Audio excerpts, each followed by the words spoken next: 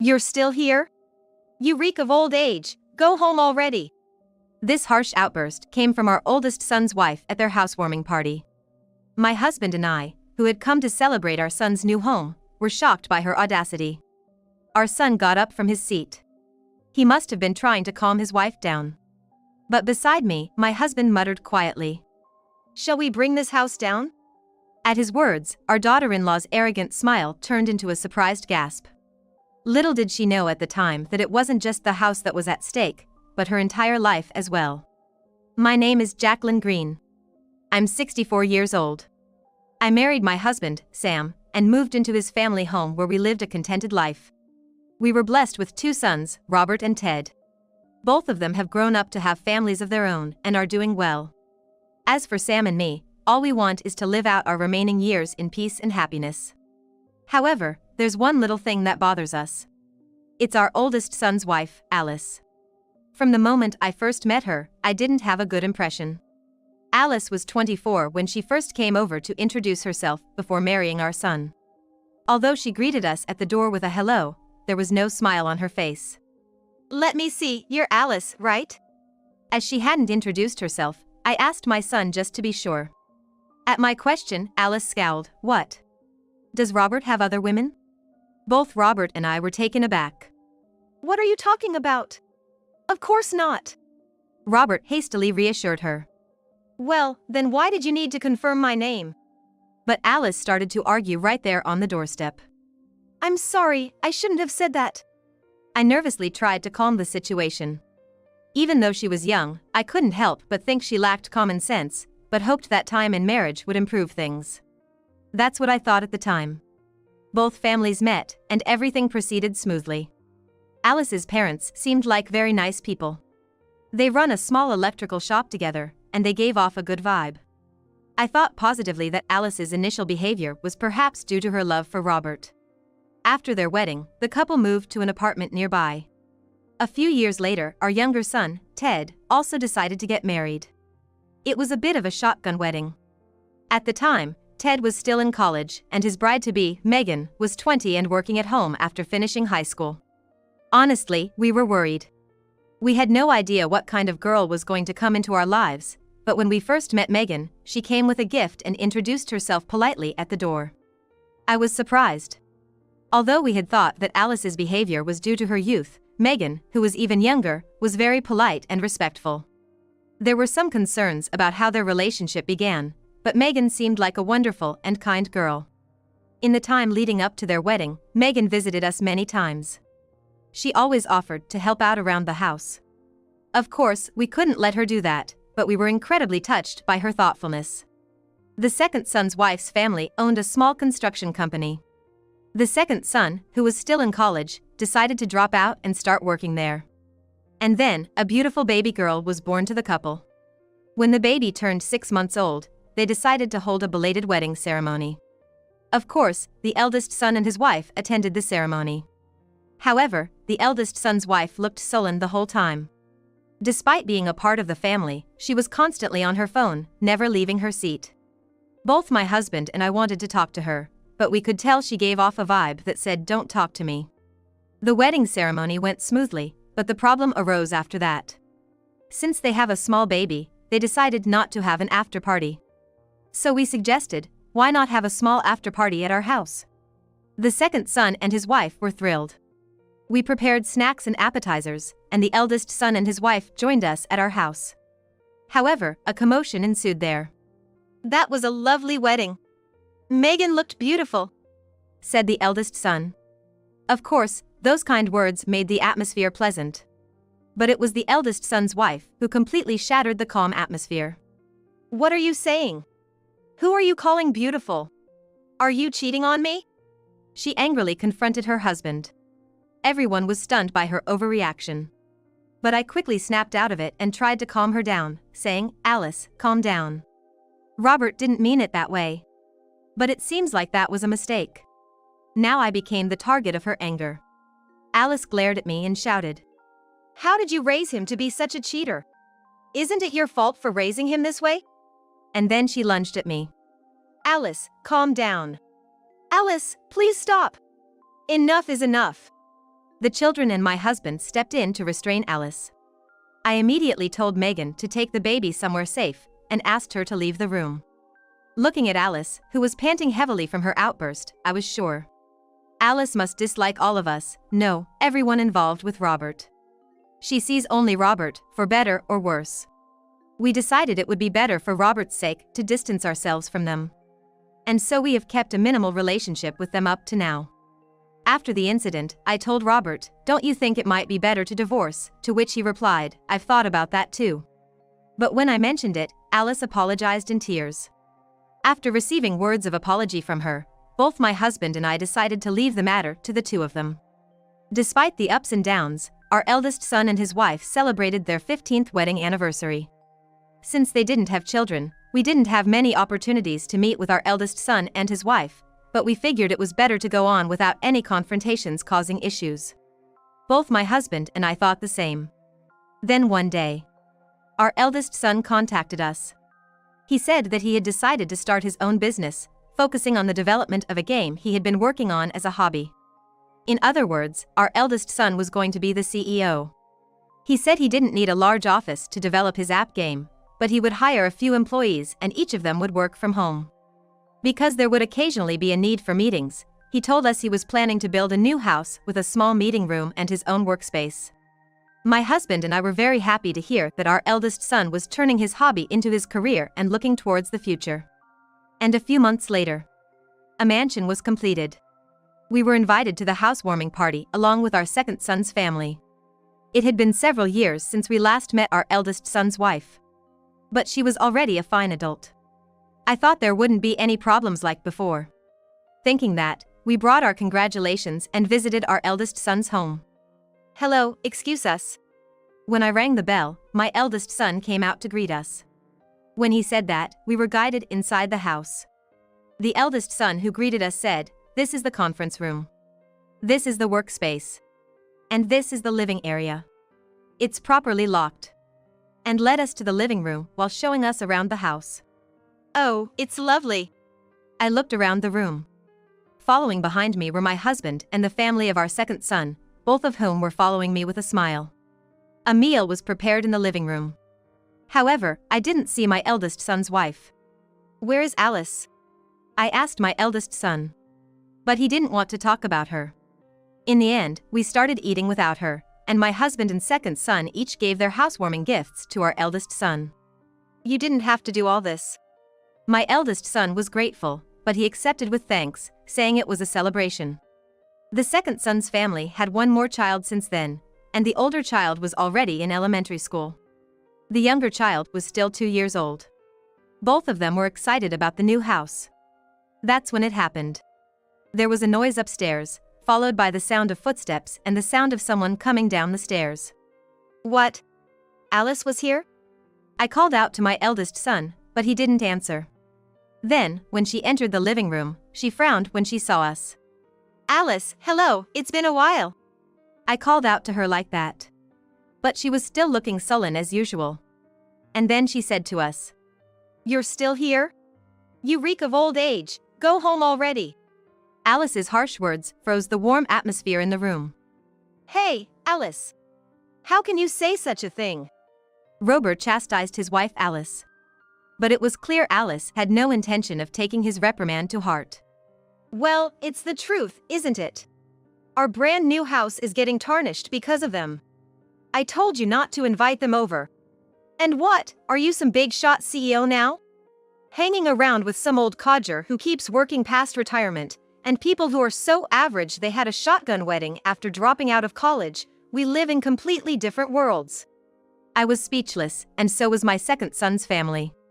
Even my grade school grandchild was struck dumb in surprise.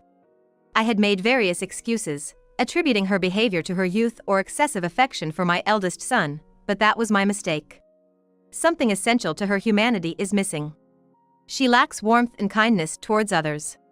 It's not that she loves my eldest son the most, she loves herself above all else, and values her status as the wife of a company president more than anything. I was furious. I couldn't stand silent anymore. As I was about to retort, my husband, who had been listening to the argument between my eldest son and his wife, let out a sigh.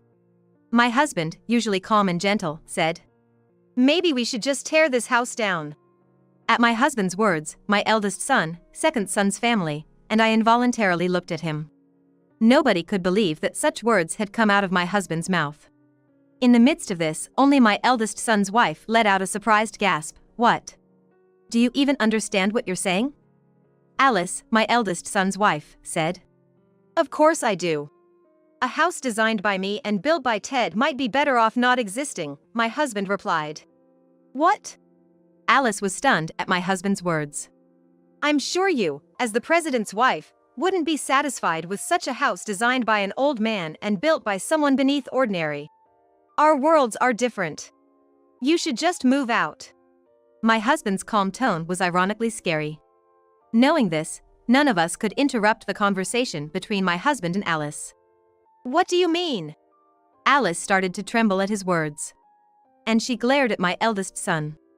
Noticing her gaze, my eldest son sighed and said to Alice, "It means exactly what he says. This house was designed by my father, a top architect. And the contractor is Megan's family home, with the foreman being Ted. I may hold a title and be a president, but I neither have substantial wealth nor reputation yet. Thanks to my family, I could own such a wonderful house. Rather, among us, we are the most ordinary, or even beneath ordinary." Alice turned pale at my eldest son's words. She must not have known. But even if she didn't know, didn't she ever wonder? There's no way our eldest son's income and savings alone could have built such an impressive house. My husband didn't even charge for the design work, and there's hardly any profit for our second son's in-laws, who run a construction company. I can't thank enough to our second son's in-laws, who helped us simply because we're family. Yet our eldest son's wife has the audacity to act pompous just because of her husband's status. Who does she think she is? Saying that we're less than average? Our eldest son's wife repeated his words as if she couldn't believe them. You can see the despair on her face. Indeed, my husband still works for a company even after his retirement, but that's because the company asked him to stay on as a top-tier architect. Our second son is being groomed as the next boss at his wife's family business. He gets good treatment not just from his coworkers but also from the business partners that his wife's family has had relationships with for years, and even though he's not yet the president, he's working hard for the company. Yeah, in this group, I'm the bottom of the barrel. A wife who misunderstands that and looks down on people is even lower." With those words, our eldest son laughed, looking at his wife, whose face had turned blue as if she was about to cry at any moment. Our second son also started laughing involuntarily, but the atmosphere was anything but pleasant. Our second son's wife quickly picked up on the mood and took their child to a nearby dollar store. She's really good at reading the room and is very considerate. "Apologize to Dad and Mom properly, if you understand." Our eldest son stopped laughing and yelled at his wife. "What? Am I really that bad? You're always on their side. It's only natural for a husband to side with his wife." But our eldest son's wife, who can't accept the reality, fights back. "Sure, that's right. But it's also a husband's job to point out when his wife is wrong. You're wrong. If you have a complaint, quit being my wife right now." Seeing our eldest son truly angry, she must have realized that she was in trouble. Our eldest son's wife quickly changed her attitude and conspicuously knelt down. "I didn't know.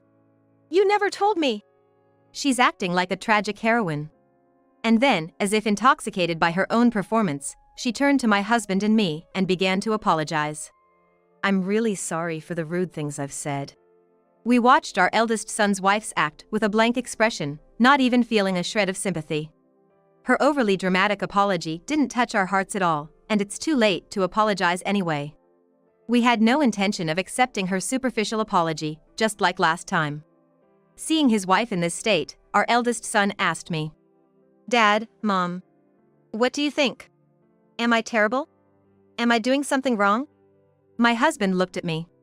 He must have realized that I had something to say to her. I let her have it. I couldn't forgive her for her previous remarks, no matter what. "No, Robert. I think you're right. If a wife disrespects her family, it's a husband's duty to correct her." "I will reflect and change my attitude." Our eldest son's wife kept up her melodramatic act. I couldn't help but be exasperated. No, Alice. This is not the first time you've been disrespectful to us, is it?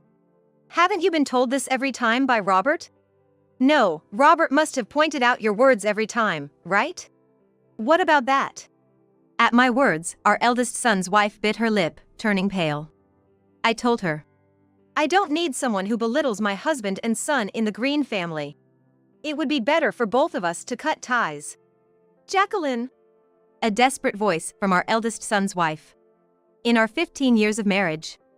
It was the first time she called my name. We live in different worlds. I threw her words back at her. At those words, our eldest son's wife collapsed on the spot and froze as if her spirit had left her body. She might be regretting her actions a little bit. Being told that we live in different worlds must have been a significant blow to our eldest son's wife. Even though they were her own words, I wonder why she was so affected by them. Although I thought that, my second son said, Mom, you were really cool. It seemed to be quite a shocking remark for Alice. In the end, my eldest son, Robert, decided to divorce his wife, Alice. Alice, who loved Robert so much. When Robert proposed, if you want to stay with me, Alice, you need to start working and contribute to the mortgage for this house we got at a reduced rate, Alice turned bright red with anger. It seemed that at the time of their marriage, Robert had told her, I want my wife to be a homemaker. Alice, who was under the impression that being a homemaker would mean living an easy life, started to feel insecure, worried that her status might be taken away by someone. Despite this, she decided to forsake personal growth and started to bind Robert instead of supporting him as a wife. On top of that, she decided not to have children, apparently because it would be too much trouble. Alice loved herself more than she loved Robert. With Robert becoming the CEO, her arrogance only grew, and perhaps her overblown pride has finally been broken. I'm sorry, I'll do anything, please forgive me. Alice begged, sobbing, at the end. But when Robert suggested, all right, then Alice should start working and contribute to the household expenses. It was disrespectful to say such things when we're getting it for a reduced price. Isn't that sincerity? Alice turned bright red and started to scream and get angry. Are you telling me to work? That's not what we promised when we got married. Isn't this fraud? Robert seemed utterly dumbfounded at her words. For a few years now, Robert had realized that Alice was more attached to this comfortable lifestyle of not working than she was to him. Thinking this couldn't go on, he had subtly suggested several times that she find a job or a hobby and get out of the house. Then, are you cheating on me? She would accuse Robert, and in recent years, she even nagged at him just for talking to women at work. This affected his work and the business.